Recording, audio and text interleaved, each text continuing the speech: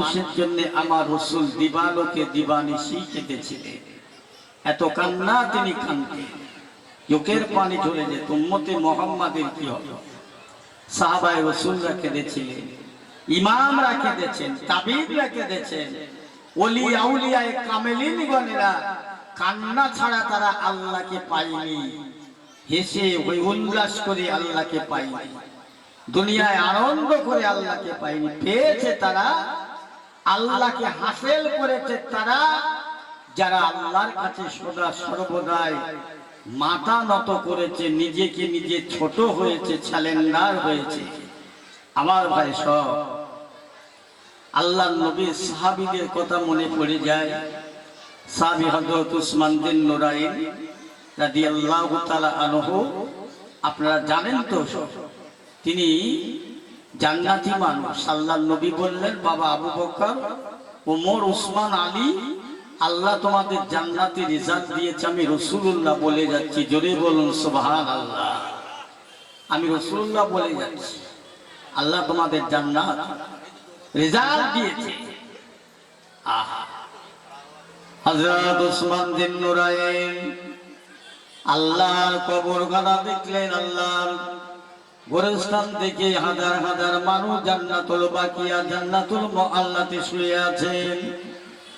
উসমান বিন নুরাইন দুখানা হাত খুলে আল্লাহর দরবারে ঝরঝর ঝরঝর ঝরঝর ঝরঝর ঝরঝর ঝরঝর করে কাঁদতে লেগেছে, কাঁদতে লেগেছে। মদিনার মানুষেরা সবাই এক জায়গায় হয়ে বললে, ভাই উসমান বিন নুরাইন, আল্লাহ পাকের নবী আপনার জান্নাতের রিজাল্ট দিয়ে গেল, জান্নাতি সার্টিফিকেট দিয়ে গেলেন, তবু আপনি কবর দেখে গরু দেখে এত কান্না কাঁদেন কেন? আপনার এত কাঁদার তো প্রয়োজন নাই, দরকার নাই, আপনি তবু কাঁদেন কেন? ওই সময় বলেছিলেন, ও ভাইরা, ও মদিনার মানুষের আল্লাহ নবীর সাহাবীরা, আল্লাহর নবী আমার জান্নাতি রিজাল্ট দিয়ে গেল, জান্নাতি সার্টিফিকেট দিয়ে গেল। কথাটা সত্য, কথাটা ঠিক, কথাটা বাস্তব, কিন্তু আল্লাহর নবী আমার কবরের রিজাল্ট দেয় নাই, কবরের সার্টিফিকেট দেয় নাই। ওই কবর দেখে আমার বড় ভয় হয়। আমি উসমান বিন নুরাইন দুনিয়ার বুকে মক্কায় যাব, মদিনায় যাব, সারা পৃথিবী যাব, ঘরে যাব, বাড়ি যাব, মাঠে যাব, ঘাটে যাব, সঙ্গী পাবো, লোক পাবো, সাথী পাবো। আমি উসমান বিন নুরাইন, আমি যখন মারা যাব, এই কবরটা আমার জন্য একা হবে। আমার দুনিয়ার ঘর বাড়ি কিছুই যাবে না, আমি একা যাব। আল্লাহ রাসূলের জবান থেকে শুনতে পেয়েছিলাম, যারা ঈমানদার হবে, নেককার আল্লাহওয়ালা হবে, তাদের কবরটা হবে জান্নাতের টুকরা। আর যাদের ঈমান থাকবে না মজবুত, আমল থাকবে না মজবুত, তাদের জন্য কবরটা হবে জাহান্নামের টুকরা। আমি উসমান বিন নুরাইন বড় ভয় হয়, আমার বড় চিন্তা হয়, ওই কবরটা আমার কি হবে? কবর আমার প্রথম মাটি, প্রথম মন্দির, কবর হবে প্রথম স্টেশন। আমি উসমান বিন নুরাইন ওই কবরটা দেখে আমার বড় ভয় হয়, এই জন্য আমি কবরকে দেখে কাঁদি। একটু জোরে বলা যাবে না সুবহানাল্লাহ? আমি এই জন্য কবরকে দেখে কাঁদি। বাবু, আজকে যারা এসে বসেছেন, সত্যি বলুন তো, কবরে আমাদের যেতে হবে কিনা? সবাইকে যেতে হবে, কি ছোট কি বড়, সবাইকে যেতে হবে। আর মুসলমান ভাইরা, কবর বড় কঠিন জায়গা। আল্লাহ রাসূলুল্লাহর হাবিবের সাহাবীরা জানতে চাইলেন, ইয়া রাসূলুল্লাহ, হাবিবাল্লাহ, কবরটা তো অনেক দূরের কথা, কবর অনেক পরের কথা, মৌতের আযাব, কুল্লুন নাফসিন যায়িকাতুল মাউত, মৌতটা কেমন হবে, মৃত্যুটা কেমন হবে, মৌতের যন্ত্রণা কেমন হবে, আল্লাহ রাসূল জানিয়েছিলেন। এই আমার সাহাবীরা, একটা জীবন্ত ছাগলকে, একটা জীবন্ত জন্তুকে, জানোয়ারকে জবাই না করে চামড়া ছাড়ালে যেমনটা হয়, আল্লাহর নবী বললেন, একটা চড়ুই পাখিকে ধরে লোহার শিক গরম করে ডান দিক দিয়ে দিয়ে বাম দিক দিয়ে বার করা হয়, তার যত না কষ্ট হয় তার চাইতে বেশি কষ্ট হবে মৌতের কষ্ট, মৌতের আযাব, মৃত্যুর যন্ত্রণা, মৃত্যুর আযাব। ও মুসলমান ইমানদারেরা, আমার আপনার আমার ভাইয়েরা, আব্বা জানেরা, মায়েরা, বোনেরা, বেটিরা, তাই আমাদের প্রত্যেকের মৌত হবে। আর কখন মৌত এসে যাবে, মৃত্যুর জন্য প্রস্তুত হয়ে যাও, তৈরি হয়ে যাও। আল্লাহকে ভুলে যেও না, আল্লাহ রসুলকে ভুলে যেও না। মরণের কথা ভাবো, চিন্তা করো। আল্লাহ জানিয়ে দিয়েছেন বান্দার কোনো ভয় নাই, চিন্তা নাই, ভরসা নাই। বান্দার কোনো খাবার অভাব রাখবে না, বান্দার আল্লাহ নিরাপত্তার অভাব রাখবে না, বান্দার কোনো অসুবিধা হবে না। আল্লাহ পাক কালামুল্লাহ শরীফের মধ্যে ঘোষণা করলেন, ওয়ালা তাহিনু ওয়ালা তাহজানু ওয়া আনতুমুল আলাউলা ইন কুনতুম মুমিনিন। বান্দা তোরা আমার হয়ে যা, আমি তোর হয়ে যাব।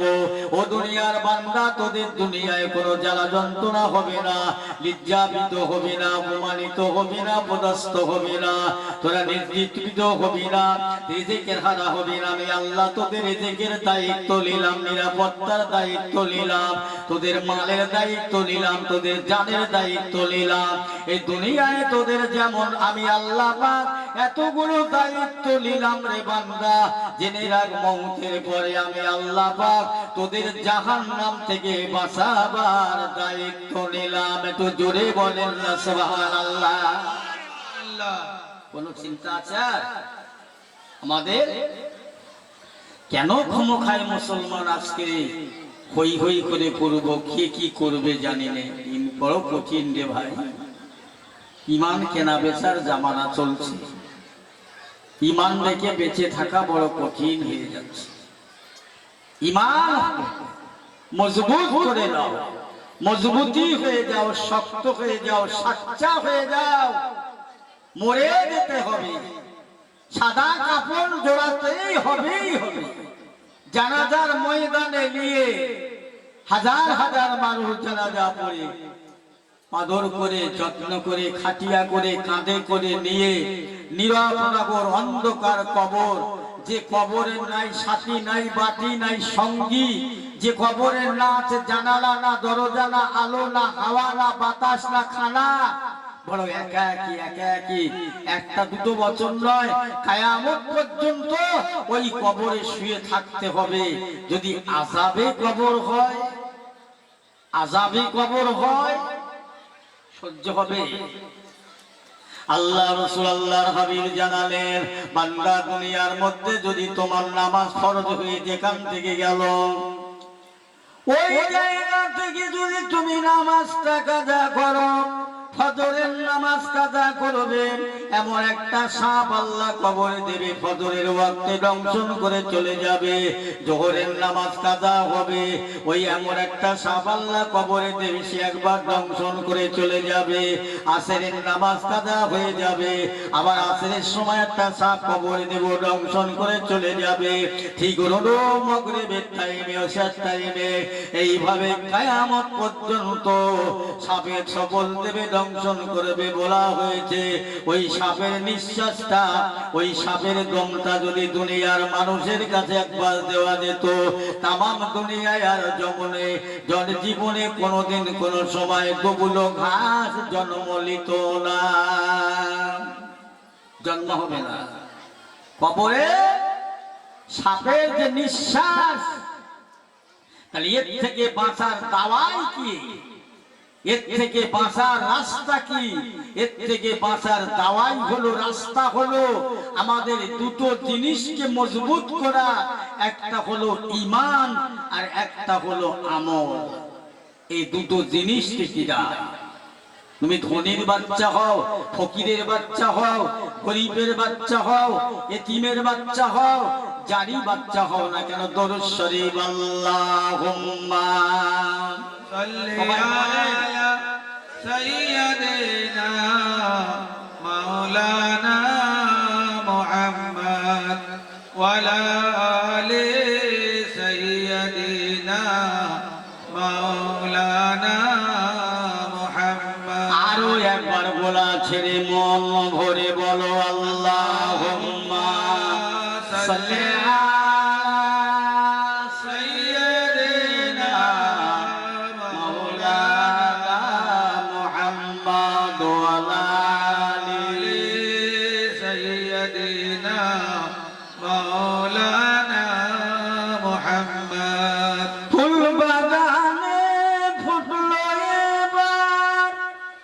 একটি নবীর ফুল সেই ফুলেরই নাম রাখিলেন মাওলা আদর করে মুহাম্মদ রাসূল আল্লাহুম্মা সাল্লি আলা সাইয়্যিদিনা মাওলানা মুহাম্মদ ওয়া আলা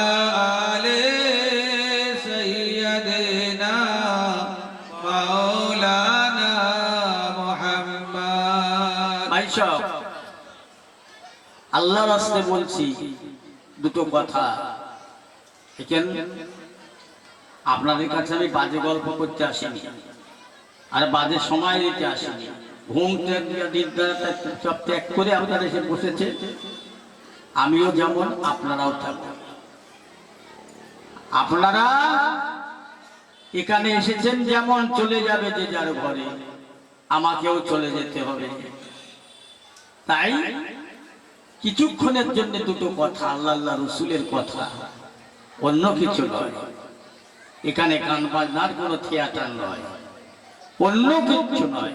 আল্লাহর কসম করে বলছি, আল্লাহ আল্লাহ রসুল ছাড়া আমাদের কেউ এ দুনিয়ায় নাই, আখিরাতেও থাকবে না। বুঝেছেন? আল্লাহ আল্লাহ রসুলের পায়রাবি করেন, গোলামি করেন, তারপর তাদেরকে ভালোবাসে, তাদের নীতি আদর্শগুলো ভালোবাসে। আল্লাহ নবী বলে গেলেন, মানুষ যখন দুনিয়াতে জন্ম হয়, সে হয় নিষ্পাপী, বেগুনাহ, মাসুম। আবার মানুষ যখন দুনিয়া থেকে চলে যায়, যাবার সময় যদি দুনিয়া থেকে তওবা তিল্লা করে ইস্তেগফার করে যদি মরে, তাহলে সেও নিষ্পাপী হবে। আল্লাহ হুজুর যদি বসেন না তাহলে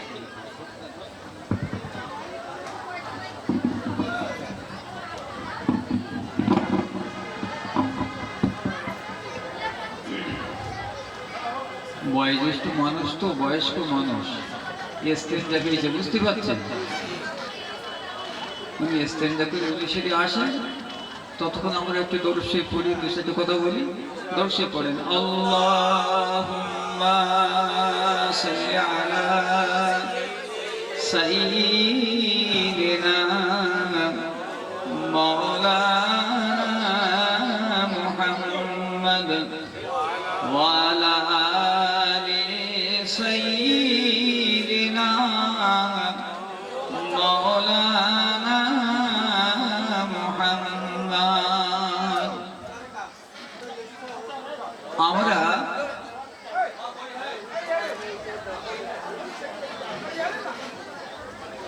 জীবনের মতো দুনিয়ার রং কেমন,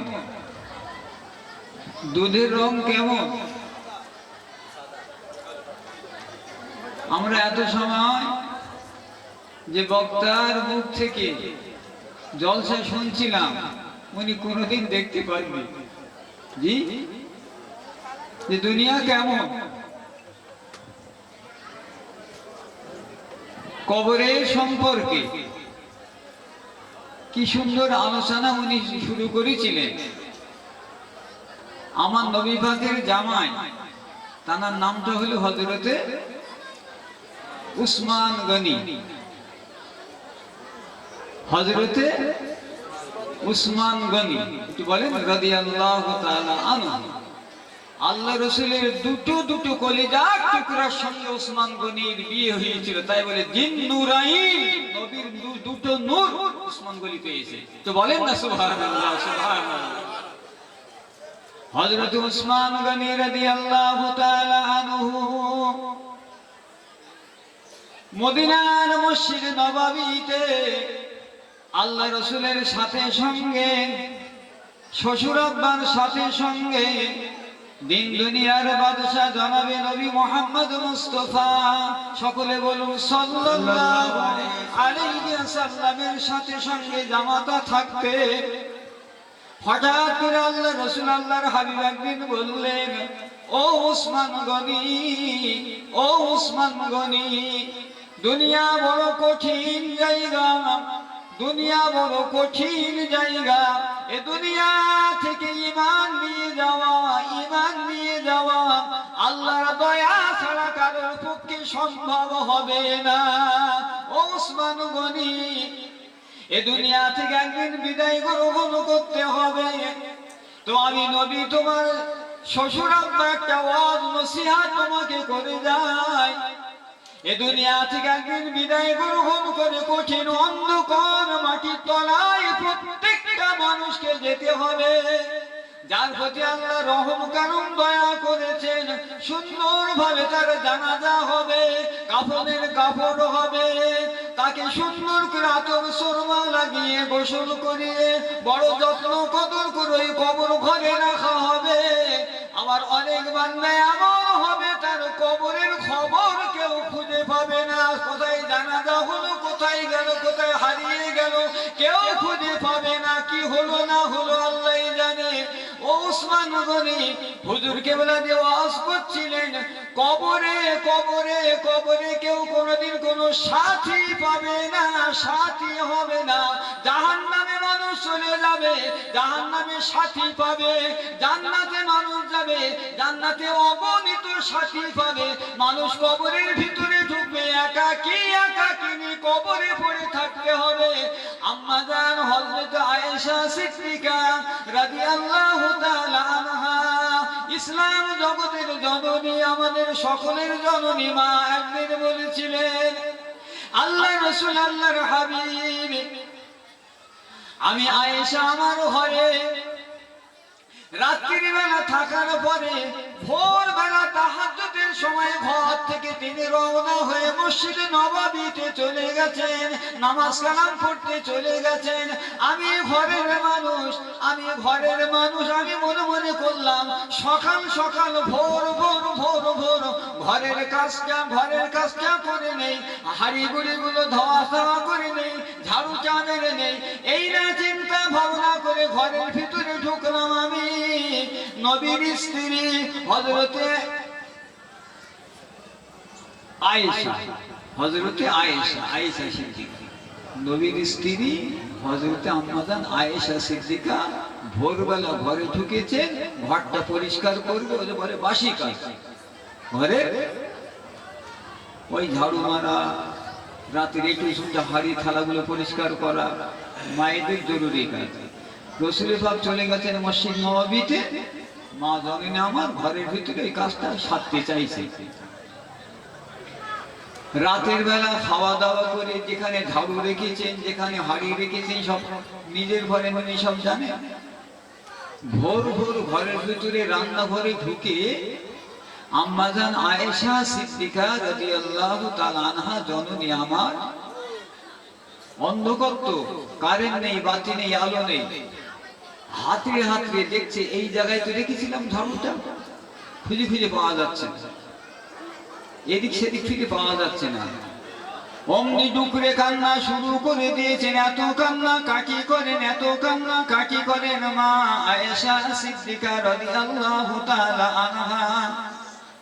মসজিদ নববীতে আল্লাহ রাসূলের কাছে খবর চলে গেছে, আল্লাহ রাসূলের কাছে খবর চলে গেছে, ইয়া রাসূলুল্লাহ, ইয়া হাবিবাল্লাহ, হুজুর ঘরের ভিতরে আম্মাজি আয়েশা সিদ্দিকা এত কান্না কাকি করে, এত কান্না কাকি করে, কি হয়েছে জানি না, আপনি একটাবার লক্ষ্য করুন, দেখুন। বুখারী শরীফের হাদিস। আল্লাহ রাসূল ফজরের নামাজটা পড়িয়ে সাহাবা হুজুরদের নিয়ে দ্বীনের তালিম, দোয়া, দরুদ, মাসলা মাসাইল নসিহত করছিলেন। হঠাৎ করে ঘরের ভিতর থেকে খবর এসছে। কি খবর? স্ত্রী আমাদের জননী কান্নাকাটি করছে। ওয়াজ নসিহত ফেলে রেখে রাসূল অমনি ছুটে এসেছে। এসে ঘরের ভিতরে যে দেখছে ফুফিয়ে ফুফিয়ে ডুকরে ডুকরে কাঁদছে মা জননী আমার, দয়াল নবী আমার। আম্মাজান আয়েশা সিদ্দিকাকে পাতা করে ধরেছেন, কোলের ভিতরে জাপটি নিয়েছেন, যেই রসুল পাকের সোয়া যত্ন পেয়ে গেছেন, কান্না কান্না কান্না আরো বেড়ে গেছে। ও আয়েশা তুমি কাঁদো কেন? ও আয়েশা তুমি কাঁদো কেন? কে তোমাকে বকা দিয়েছে? কে তোমাকে দুঃখ দিয়েছে? আমি নবী তোমাকে ঠিক মতো খাবার দিতে পারে নাই, ঠিক মতো পোশাক দিতে পারে নাই, তাই তুমি কি দুঃখ করো, কান্নাকাটি করো? বলে লা লা লা, মানে না না না। রাসূল পাক শেষ পর্যন্ত বলেছিলেন, ইয়া রাসূলুল্লাহ, ইয়া হাবিবাল্লাহ, হুজুর রাত্রির বেলা ওই জায়গায় ঝাড়ুটা রেখেছিলাম, এই জায়গায় থালি হারাতে রেখেছিলাম, আমি সকাল সকাল বাসি কাজটা করে নেব বলে আপনি মসজিদ নববীতে চলে গেছেন। আমি রান্নাঘরে ঢুকেছি, আমি হাতড়ে হাতড়ে ঝাঁটাটা হাড়িটার খুঁজে পাই না। আমার মনের ভিতরে ভয় ঢুকে গেল। আমি আয়েশা যেদিন কবরে যাব, কবরটা কেমন হবে জানি না, কবর হবে অন্ধকার, অজানা ঘর, অজানা ঘর। আমার নিজের রান্না ঘরে নিজের রাখা ঝাড়ুটা হাড়িটা আমি খুঁজে পাই না, আর অজানা অন্ধকার কবরে আয়েশা আমি তো কিচ্ছু খুঁজে পাবো না। সেদিন আমার দশা কি হবে, তাই আমি কাঁদি। একটু বলেন না সুবহানাল্লাহ, নারে তাকবীর। কিছু বলা যায়? কবর কিরম হবে, কোন দিক থেকে সাপ আসবে, নামাজ না পড়লে কেমন কামড়াবে বলছিলেন, জাকাত না দিলে কি দশা হবে, কোন দিক দৌড়ে পালাবো, কিছু খুঁজে পাওয়া যাবে? আমার তাই ভয় লাগছে। অন্ধকার কবরে আমি একা একা পড়ে থাকবো, কবরের কিচ্ছু আমি বুঝতেই পারবো না, জানতে পারবো না আমার কবরে কি হবে, আমার কবরে কি হবে অন্ধকারে। তাই আমি কাঁদছি। দয়া করে মেহেরবানি করে কবরের কথা স্মরণ করে যদি একটু কাঁদতে পারি, আর আমরা পাপ করতে পারবো না। যদি কাঁদতে পারি তাহলে আর পাপ করতে পারি। আল্লাহ পাক আমাদের সকলকে যতটুকু শুনবো ঠিক সেই মতো যেন আমল করার তৌফিক আতা নসিব করেন। একটু বলেন আল্লাহুম্মা আমিন। এবার হুজুর আসেন, আসেন।